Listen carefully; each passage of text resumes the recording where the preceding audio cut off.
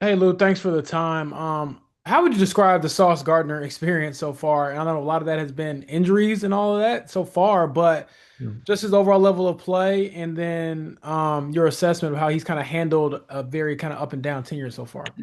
Well, I think when he's been out there, he's been great. You watch a few snaps he had the other day. There was contested throw against number 7 for them, and it was just a matter of him staying healthy.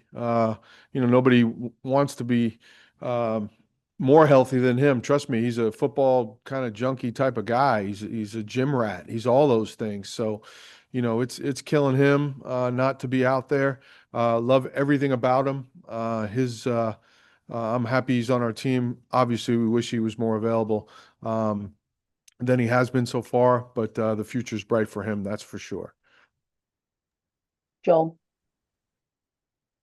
When you look at the season Latu has had, what stands out about the way he rushes and maybe where he needs to get better? I think just the overall consistency. I think from top to bottom, I think not just Latu, but the entire group. I think, at times we've put some really good stuff out there, and other times it just hasn't been good enough from a consistency standpoint. So I like Latu. I like where his arrow's up. Generally speaking, you can look through the history of the league. He is on the right path. His arrow is trending up. The third year for any rusher is usually their breakout year, and I think he's at what 8.5 right now, if I'm not mistaken.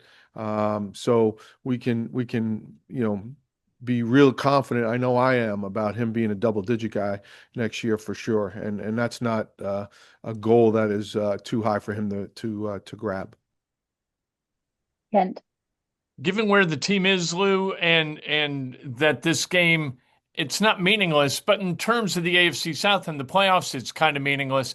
Mhm. Does this change your operation at all, or is this business as usual?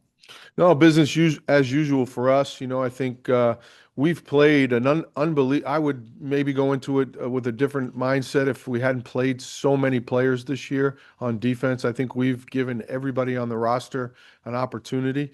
So I think we're going into this one locked in, and our mindset is to go down there and win the football game. So business as usual to answer your question. Stephen. I was going to ask about a lot too, but actually, I have another question on Sauce and the secondary generally. You never really got those guys out there for any sustained length of time together. Mhm. But have you gotten enough of a glimpse, you think, that you see what that group can be if at full strength? It looks great on paper, certainly.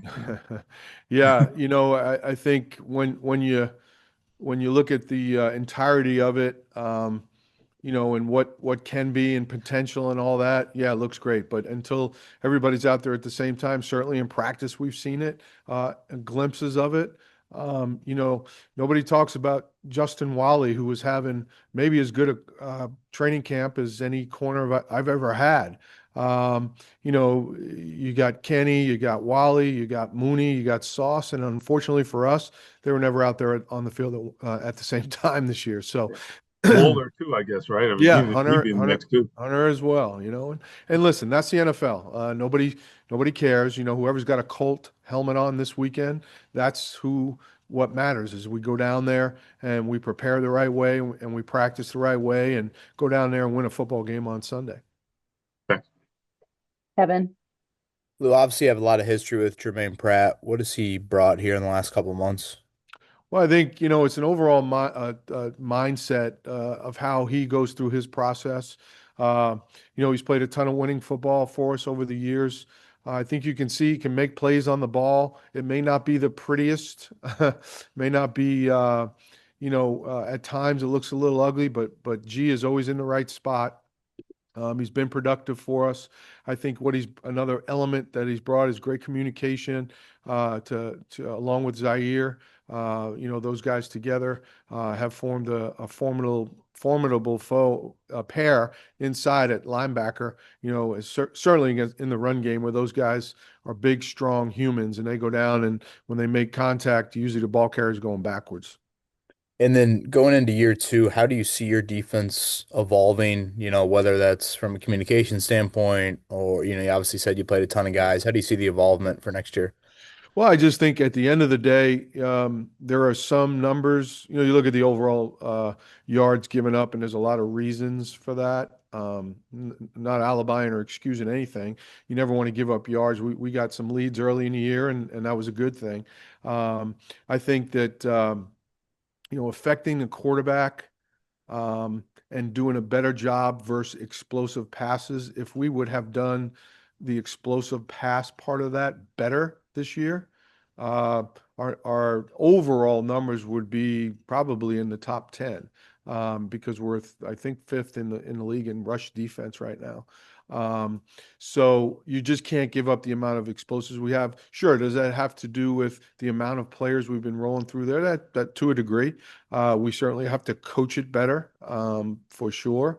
But we nailed down on a couple things, and man, the future's bright. We'll go with Nathan, and then Chap will be our last question. From a big picture perspective, been asking folks around the locker room, coaches and players, and wanted to get your take on this from your own perspective as leader of the defense, still with certainly one game to play. How will you, taking out what might happen on Sunday, how will you look back on or have you reflected on what this season has been and has not been? Well, I really haven't wrapped my head around that yet. I'm focused on Sunday, but I think the initial, if you look back, then it's disappointment. Anytime you start 8-2, I think there's only been five other teams in the league that have not made the playoffs at that point. So certainly opportunities that were there for us to take advantage of, and we just didn't. And I think it's like anything else. This league is down to 1, 2, 3, 4 plays a game. Every game is going to be close for the most part. And we've got to do a better job of closing those games out on defense, and then taking advantage of the opportunities that are there. And certainly on Sunday, I think we should have had 3 or 4 interceptions. And we just didn't do it. So I think those opportunities will be there next year, and we get ourselves back in position where we were before the bye, and we'll be able to do a better job next year for sure. Thanks. Chap, last question. Yeah, Lou, back with on Latu, it seems like he's at one of those positions, edge rusher, quarterback, where you said his arrow's up in third year.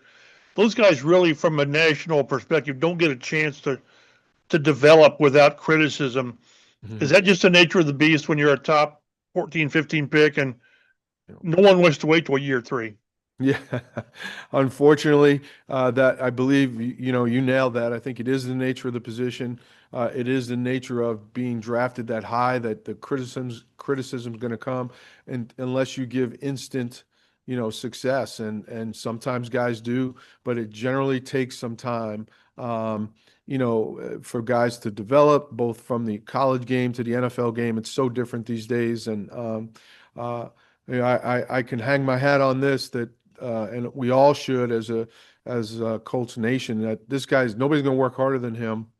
He'll come back in his third season, and man, he'll show you even a better version of what he's shown so far. I think he's right on course, right on track to where he's supposed to be, and I can't wait to watch him next year. Can't wait to watch him on Sunday. How about that? Appreciate it, Lou.